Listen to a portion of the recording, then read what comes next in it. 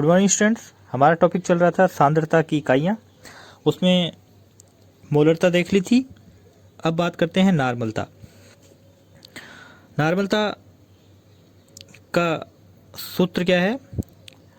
विलेय के ग्राम तुल्यांक बटे विलेय का आयतन लीटर में, अर्थात 1 लीटर विलयन में घुले हुए विलेय के ग्राम तुल्यांकों की संख्या नार्मलता कहलाती है। 1 लीटर विलयन में घुले हुए विलेय के ग्राम तुल्यांकों की संख्या नार्मलता कहलाती है। और ग्राम तुल्यांक क्या होते हैं?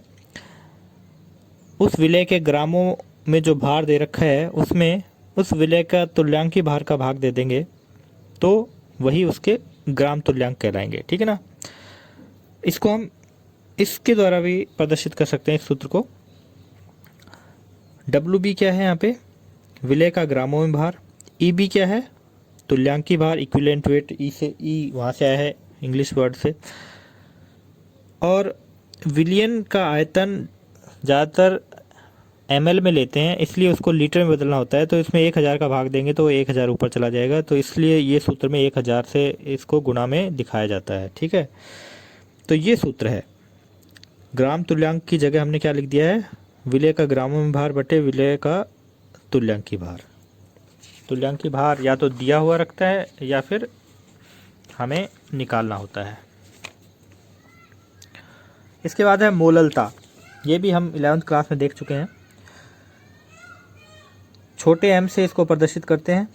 ये किस प्रकार की सांद्रता है? W/W, यानी कि द्रव्यमान प्रतिशत वाली सांद्रता है, जिसे छोटे m से दर्शाया जाता है। इसकी परिभाषा क्या होगी? 1000 ग्राम विलायक में घुले हुए विलेय के मोलों की संख्या को मोललता कहते हैं। 1000 ग्राम विलायक है, ये विलियन नहीं है। देखिए बार बार यहाँ यही कन्फ्यूजन होता है, हम विलायक को विलियन समझ बैठते हैं। तो ये विलायक की मात्रा है। 1000 ग्राम विलायक में घुले हुए विलेय के मोलों की संख्या को मोललता कहते हैं। तो मोललता का सूत्र क्या हो गया? विलेय के मोलों की संख्या बटे विलायक का ग्रामों में भार। अगर 1000 ग्राम का मतलब है 1 किलोग्राम है, यानी कि 1 किलोग्राम विलायक में घुले हुए विलेय के मोलों की संख्या को मोललता कहते हैं। तो ग्रामों में भार दे रखा है तो उसको 1 किलोग्राम में बदलने के लिए 1000 का भाग देंगे, जो कि ऊपर गुणा में चला जाएगा। मोलों की संख्या कैसे निकालते हैं हमें पता है। विलेय के मोलों की संख्या कैसे निकालेंगे? विलेय का ग्रामों में भार बटे विलेय का मोलर द्रव्यमान। तो जो कंप्लीट सूत्र है वो किस तरह से निकल के सामने आता है? इस प्रकार से आता है। विलेय का ग्रामों में भार गुणा 1000 बटे विलेय का मोलर द्रव्यमान गुणा विलायक का ग्रामों में भार, जिसे हम इस तरह से दर्शा सकते हैं। सूत्र याद रहना बहुत ज़रूरी है। और जब कोई प्रश्न आता है तो हम सूत्र सामने रखकर ही देखते हैं कि हमें उस सूत्र की कौन कौन सी वैल्यूज दे रखी हैं और हमें क्या पूछा गया है और क्या निकालना है। कौन सी वैल्यूज हमें डायरेक्ट दे रखी हैं, कौन सी इनडायरेक्ट दे रखी हैं, जिनको हमें निकालना है और उसमें मान रखना है। जैसे कि ये एक क्वेश्चन आया हुआ है परीक्षा में, 10% W/W जलीय H2SO4 की मोललता की गणना कीजिए और H2SO4 का मोलर द्रव्यमान दे रखा है। तो देखिए मोललता का सूत्र क्या है? मोललता का सूत्र ये है। सबसे पहले हम सूत्र लिख लेंगे और उसमें क्या क्या मान हमें दे रखा है और क्या निकालना है। निकालना मोललता है। सूत्र में हमें ना तो डायरेक्टली विलेय का ग्रामों में भार दे रखा है, मोलर द्रव्यमान दे रखा है, कई बार नहीं भी देते। मोलर द्रव्यमान निकालने के लिए हम क्या करते हैं? फिर अगर नहीं दे रखा होता तो सभी के परमाणु भारों का योग ही उसका मोलर द्रव्यमान है। ठीक है, जो अणु भार है उसको ग्रामों में जब लिख देते हैं तो वो मोलर द्रव्यमान हो जाता है। सीधी सी बात है। अणु भार को जब ग्रामों में लिख देते हैं तो वो मोलर द्रव्यमान होता है। और अणु भार कैसे निकालते हैं? सभी परमाणुओं के परमाणु भारों का योग ही अणु भार है। तो या तो मोलर द्रव्यमान दे के रखेंगे या फिर हम निकाल सकते हैं। अब ये आंकड़ा दिया है प्रतिशत में, तो इसकी सहायता से हम विलेय का भार और विलायक का भार ज्ञात करेंगे। तो 10% W/W का क्या अर्थ होता है कि 100 ग्राम विलयन में 10 ग्राम विलेय है, तो विलेय की मात्रा तो आ गई, WB की मात्रा आ गई 10 ग्राम, लेकिन हमें चाहिए विलायक का भार। और यहाँ पर हम क्या कह रहे हैं कि 100 ग्राम विलियन में विलेय है, तो विलियन का भार तो है हमारे पास 100 ग्राम, उससे विलायक का भार ज्ञात करना है। तो विलियन में से विलेय का भार घटा देंगे तो वो किसका भार आ जाएगा, विलायक का भार आ जाएगा, क्योंकि विलियन बराबर क्या होता है, विलायक प्लस विलेय। तो इस प्रकार से हम विलायक का भार ज्ञात कर लेंगे। 100 माइनस 10 90 ग्राम विलायक का भार होगा। और यही गलती होती है, हम सूत्र में 100 रख देते हैं, हम बार बार बताने के बाद भी कि ये जो यहाँ मान आएगा वो विलायक का मान आता है, विलियन का नहीं आता। विलियन का यहाँ से 100 आता है प्रतिशत के हिसाब से, तो उसको हम विलायक का भार उसमें से निकालते हैं, ठीक है, विलेय के भार को विलियन के भार में से घटाकर। अब सभी मान हमारे पास हैं, सूत्र में मान रखे हैं, और जो मान आया है वो किसका है, मोललता का मान होता है, जिसको हम मोल प्रति किलोग्राम से भी लिख सकते हैं।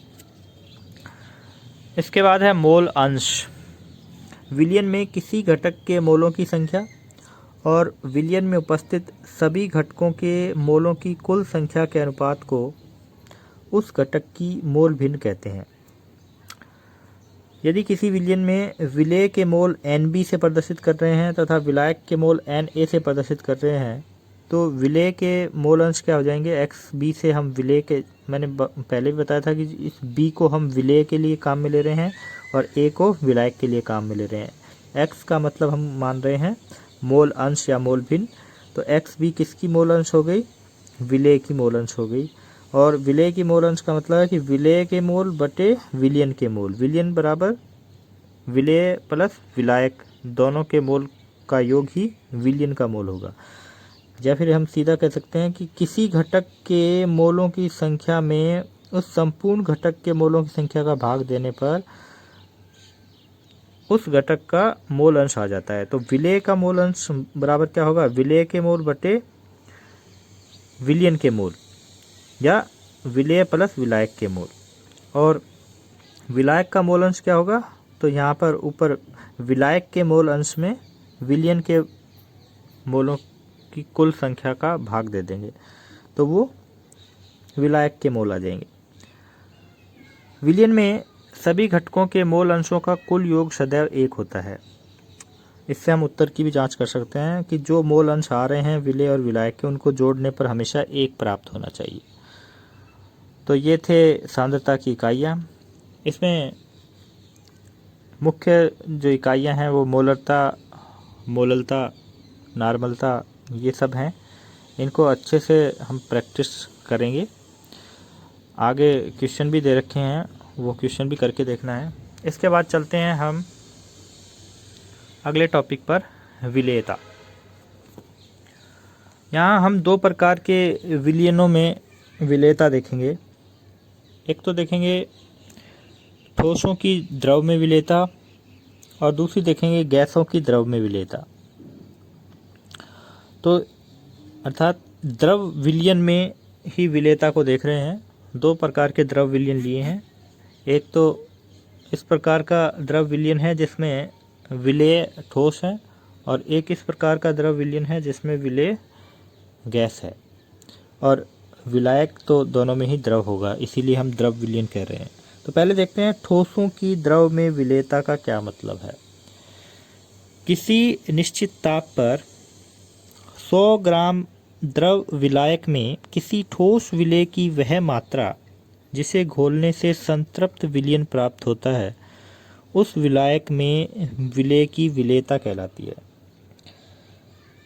तो अगर सीधी सरल शब्दों में कहें तो हम ये कह सकते हैं कि विलायक की निश्चित मात्रा में कितना ठोस पदार्थ घोला जा सकता है, कितना ठोस विलेय घोला जा सकता है कि संतृप्त विलयन प्राप्त हो जाए, वही उस विलायक की या उस विलयन की विलेयता होगी। यानी कि कितना घोला जा सकता है, तभी तो संतृप्त विलयन प्राप्त होगा।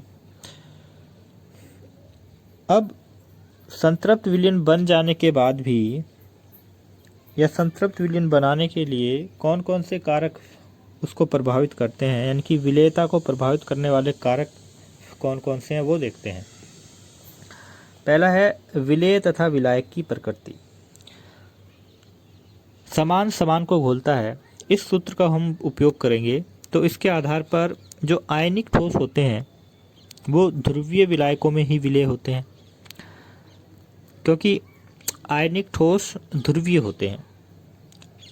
तो जो विलायक के ध्रुवीय सिरे हैं वो विलेय के ध्रुवीय सिरों को आपस में घोल लेंगे, विपरीत भागों को एक दूसरे को आकर्षित करेंगे, जिससे विलेय और विलायक आपस में घुल जाएंगे। जैसे NaCl, KCl, KNO3 ये सभी ध्रुवीय विलेय होते हैं जिनको जल में आसानी से घोला जा सकता है, क्योंकि जल क्या है, एक ध्रुवीय विलायक है। और ये जो आयोडीन है, सल्फर है, ये अध्रुवीय ठोस हैं, तो इनको अध्रुवीय विलायक जैसे कार्बन टेट्राक्लोराइड है, कार्बन डाइसल्फाइड है, बेंजीन है, उन्हीं में घोला जा सकता है, क्योंकि हम कह रहे हैं समान समान को घोलता है। तो अध्रुवीय ठोस अध्रुवीय विलायकों में विलयशील होंगे और ध्रुवीय ठोस ध्रुवीय विलायकों में ही विलय होंगे। ठीक है। दूसरा प्रभावित करने वाला कारक है ताप। अधिकांश पदार्थों की विलेयता ताप बढ़ाने पर बढ़ती है, परंतु कुछ पदार्थों की विलेयता ताप बढ़ाने पर घटती है। ला सातर्लीय नियम के अनुसार यदि किसी विलेय को विलायक में घोलने पर ऊष्मा अवशोषित होती है तो ताप बढ़ाने पर उस विलेय की विलेयता बढ़ती है। यानी कि ऊष्मा शोषी अभिक्रिया अगर होगी विलेय को घोलने पर तो जाहिर सी बात है कि ताप बढ़ाने पर विलेयता बढ़ेगी। जैसे कि ammonium chloride, potassium chloride, silver nitrate, sodium nitrate, potassium iodide आदि, इनको जब हम पानी में घोलेंगे तो पानी ठंडा हो जाएगा, क्योंकि इनको घोलने पर ऊष्मा शोषी अभिक्रिया होती है। तो ऐसी अभिक्रिया होने पर जब ताप बढ़ाया जाएगा तो जाहिर सी बात है विलेयता इनकी और ज़्यादा बढ़ेगी। लेकिन जब किसी पदार्थ को घोलने पर ऊष्मा निकल रही है, ऊष्मा क्षेपी अभिक्रिया हो रही है, ऊष्मा मुक्त हो रही है, तो ताप बढ़ाने पर विलेयता क्या होगी, कम होगी। तो यही दूसरी बात है, यदि किसी विलेय को विलायक में घोलने पर ऊष्मा मुक्त होती है तो ताप बढ़ाने पर उस विलेय की विलेयता घटती है। तो ये उदाहरण आपको विशेष रूप से ध्यान में रखने हैं। तो सीधा क्वेश्चन भी आ सकता है कि NaOH को जल में जब घोलते हैं तो कौन सी क्रिया होती है, ऊष्मा शोषी होती है, उसमें क्षेपी होती है। या फिर घुमा के अगर क्वेश्चन को पूछा जाए तो ये हो सकता है कि सोडियम हाइड्रोक्साइड को जल में घोलते समय ताप बढ़ा दिया जाए तो विलेयता पर क्या प्रभाव पड़ेगा। तो सोडियम हाइड्रोक्साइड को जल में घोलते हैं तो ऊष्मा उत्सर्जित होती है, ऊष्मा मुक्त होती है, तो ताप बढ़ाने पर विलेयता क्या होगी, कम होगी। लेकिन कुछ लवण असामान्य व्यवहार प्रदर्शित करते हैं, जैसे ग्लूबर लवण, सोडियम सल्फेट इंटू 10 हाइड्रेट, 10 जल के अणु गुणा में लिखे जाते हैं सोडियम सल्फेट के, तो इसको बोलते हैं ग्लूबर लवण। इसकी विलेयता 32.4 डिग्री सेल्सियस तक बढ़ती है, परंतु इससे अधिक ताप पर विलेयता घटती है। यहाँ तक ताप बढ़ाएंगे तब तक तो विलेयता बढ़ती रहेगी, लेकिन जैसे ही टेम्परेचर इससे ऊपर जाएगा विलेयता क्या हो जाएगी, कम होना शुरू हो जाएगी, क्योंकि 32.4 डिग्री सेल्सियस ताप पर इस लवण का क्रिस्टलन जल, जो कि ये 10H2O है, पृथक हो जाता है एवं यह निर्जलीय लवण हो जाता है। तो ये इसका कारण है कि इससे ज़्यादा ताप पर क्या होगा, इसका जो क्रिस्टलीय जल है वो पृथक हो जाएगा, जिससे इसकी विलेयता क्या हो जाएगी, कम हो जाएगी। तो ये उदाहरण विशेष रूप से ध्यान में रखना है। इसके बाद देखते हैं गैसों की द्रव में विलेयता। सभी गैसें जल में कम या अधिक सीमा तक घुलनशील होती हैं एवं वास्तविक विलयन बनाती हैं। द्रवों में गैसों की विलेयता को अवशोषण गुणांक द्वारा व्यक्त करते हैं। तो गैसों में द्रवों की विलेयता को प्रदर्शित करने का तरीका थोड़ा अलग है और उसको अवशोषण गुणांक से व्यक्त करते हैं। तो अवशोषण गुणांक के ऊपर भी सीधा क्वेश्चन आता है कि अवशोषण गुणांक किसे कहते हैं। गैसों की द्रव में विलेयता को प्रदर्शित करने के लिए अवशोषण गुणांक को काम में लिया जाता है, जिसकी परिभाषा हम देखते हैं। किसी निश्चित ताप एवं एक वायुमंडलीय दाब पर विलायक के इकाई आयतन में घुली हुई गैस का सामान्य ताप व दाब पर निकाला गया आयतन अवशोषण गुणांक कहलाता है। ठीक है, ये इसकी परिभाषा है। और सीधे शब्दों में इसको समझें तो हम ये कह सकते हैं कि एक निश्चित ताप और दाब पर किसी विलायक के निश्चित आयतन में घुली हुई गैस का आयतन ही अवशोषण गुणांक है। हमने एक विलायक का निश्चित आयतन ले लिया, उसमें देख रहे हैं कि कितनी गैस घुल सकती है, वही उस गैस का अवशोषण गुणांक होगा कि इस गैस की इतनी ही मात्रा इतने आयतन में, विलायक के इतने आयतन में घुल सकती है, तो इस गैस की विलेयता इतनी ही है, इस गैस का अवशोषण गुणांक इतना ही है। ठीक है, इसको भी प्रभावित करने वाले कारक देखते हैं। गैस की प्रकृति। वे गैसें जो विलायकों के साथ अभिक्रिया करके यौगिक बनाती हैं या विलायकों में आयनित हो जाती हैं, अधिक घुलनशील होती हैं। जैसे कि अमोनिया है, HCl है, कार्बन डाइऑक्साइड है, सल्फर डाइऑक्साइड है। तो ये आसानी से जल में घुलती हैं क्योंकि ये जल के साथ घुलकर यौगिक बना लेती हैं, उनमें आयनित हो जाती हैं। लेकिन कुछ गैसें हैं जो जल के साथ आसानी से नहीं घुल पाती हैं, तो उनका अवशोषण गुणांक कम होता है। तो ये जो क्रम दे रखा है, 1 सेंटीमीटर क्यूब जल में विभिन्न गैसों का अवशोषण गुणांक का घटता क्रम दे रखा है। तो सबसे ज़्यादा घुलनशील अमोनिया है, फिर HCl है, फिर SO2 है, फिर H2S है, फिर CO2 है, फिर एसिटिलीन है, एथाइन जिसे बोलते हैं, ऑक्सीजन है, नाइट्रोजन है। ये जो गैसें हैं ये वास्तविक गैसें हैं। आदि गैसें आसानी से द्रवित नहीं होती हैं, अतः ये जल की अपेक्षा एथिल अल्कोहल में अधिक विलय होती हैं। ये ध्यान में रखना है। ये क्वेश्चन भी बनता है यहाँ से कि ये जो गैसें हैं जल की अपेक्षा एथिल अल्कोहल में अधिक विलय क्यों हैं, क्योंकि ये आसानी से द्रवित नहीं होती। अमोनिया पर थोड़ा सा दबाव डालते ही ये आसानी से द्रवित हो जाती है, इसीलिए सबसे ज़्यादा घुलनशील होती है। दूसरा है विलायक की प्रकृति। वे गैसें जिनमें ध्रुवीय अणु होते हैं ध्रुवीय विलायकों में विलय होती हैं एवं अध्रुवीय गैसें अध्रुवीय विलायकों में विलय होती हैं। जैसा कि पहले हमने कहा था समान समान को घोलता है, ऐसा ही वही इसमें भी हम लागू कर सकते हैं। ध्रुवीय अणु ध्रुवीय विलायकों में विलय होंगे। गैस जो ध्रुवीय गैसें हैं जैसे HCl ध्रुवीय गैस है तो जल में आसानी से विलय होगी। O2 अध्रुवीय गैस है, N2 अध्रुवीय गैस है, इसलिए वो अल्कोहल में आसानी से घुल जाती है। तीसरा है ताप का प्रभाव। ला सातलीय नियम के अनुसार ताप बढ़ाने पर किसी गैस की विलेयता घटती है, और कारण क्या है कि ताप बढ़ाने पर द्रव में गैस के अणुओं के स्थानांतरण गतिज ऊर्जा बढ़ती है, जिससे गैस के बाहर निकलने की प्रवृत्ति बढ़ती है, अतः गैस की विलेयता घटती है।